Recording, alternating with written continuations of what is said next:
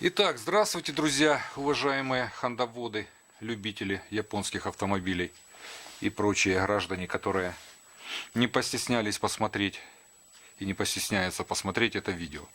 Значит, какая у меня беда случилась? Еду я, и при наезде на неровности дороги, ямки, у меня начала стучать задняя подвеска.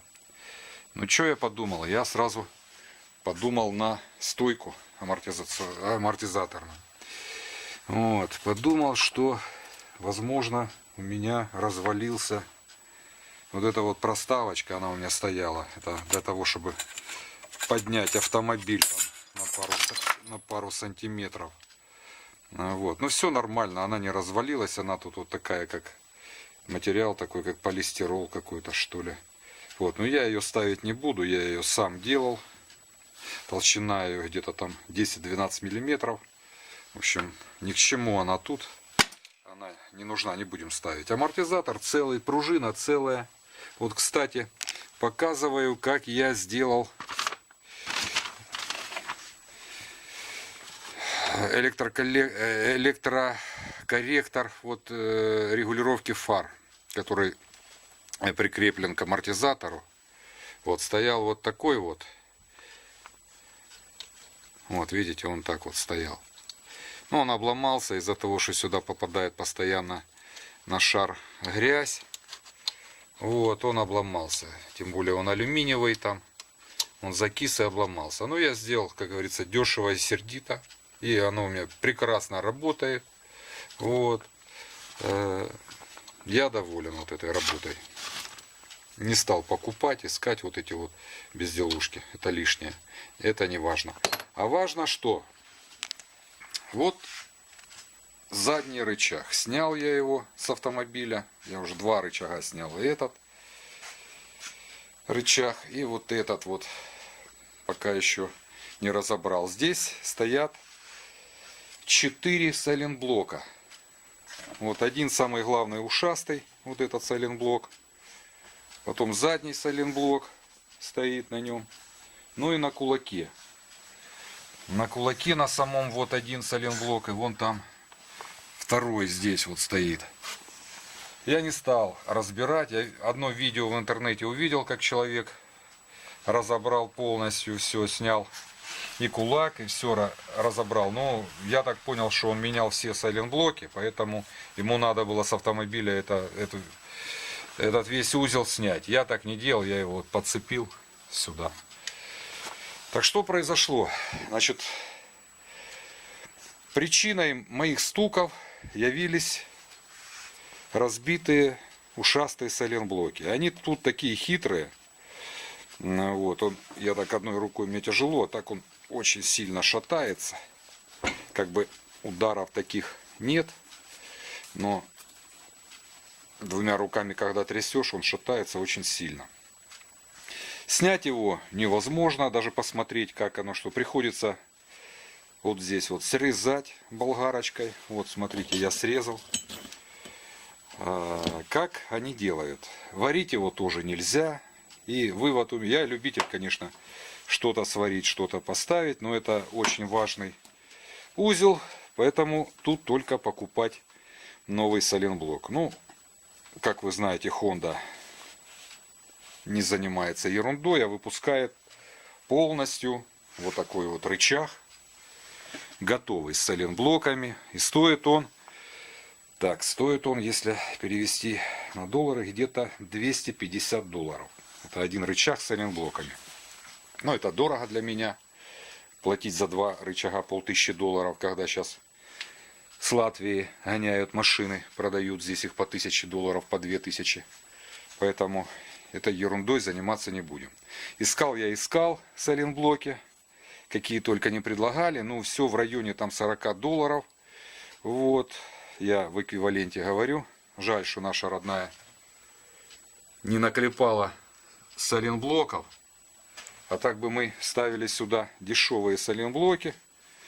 Вот, недорогие, но качественные они, конечно, должны быть. И ездили. Китай всех перещеголял. Китайцы сделали. Я нашел такой подобный китайский сайлентблок. Вот завтра поеду получать их. с ушами, ушастый. Значит, там цена его где-то 25 примерно долларов. Ну, это самый дешевый. Полиуретан стоит дороже, и он тут не работает. Этот полиуретан, он жесткий, его разрывает. Тут только резина. Как говорится, хандаводы придумали такое, что очень тяжело здесь что-то придумать. Тем более, посмотрите, как они делают эти уши. Они вот, я не знаю, видно вам или нет, вот сама шайба, допустим, не перпендикулярно идет ухо, оно завалено. Вот и тут вот оно видно, как оно, я думаю, видно, да, вот так вот. Я вот понамечал, чтобы поставить, собрать точно так же. Это очень важно, иначе его разорвет, если немножко градусность мы не выдержим. Вот так. Повезло мне вот с задними сайлентблоками, вот, которые на подрамнике, вот там они установлены. Вот, ну, вот если взять колесо, да, то вот сюда вот болт я прикрутил, чтобы не потерять его. Вот там он установлен, этот задний сайлентблок. Значит, тут я уже выбил его. Ну, приспособы у меня не было никакой. Короче, я взял втулку. Кстати, втулка у меня вообще она выпала.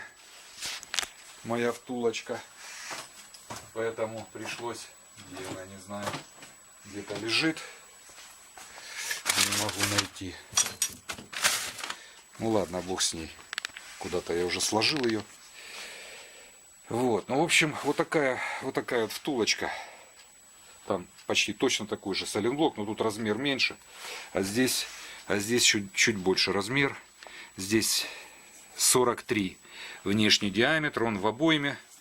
Вот, очень похож на жигулевский сайлентблок. Это сайлентблок от 8 или от 9 амортизатора. Но сюда он, конечно, не идет. Я вначале думал его сюда засадить, но как бы в обойму, вот как здесь, вот видите, тут я обойму оставил, и вот этот вот залез бы классно, хорошо. Но тут алюминий, вот это алюминиевая вставка. Вот так, но это так, знаете, поездить немножко и все. Это не годится, алюминий разобьется, продавится, поэтому я от этой мысли отказался. В интернете нашел, человек продавал, ему не подошли, у него Honda Stream.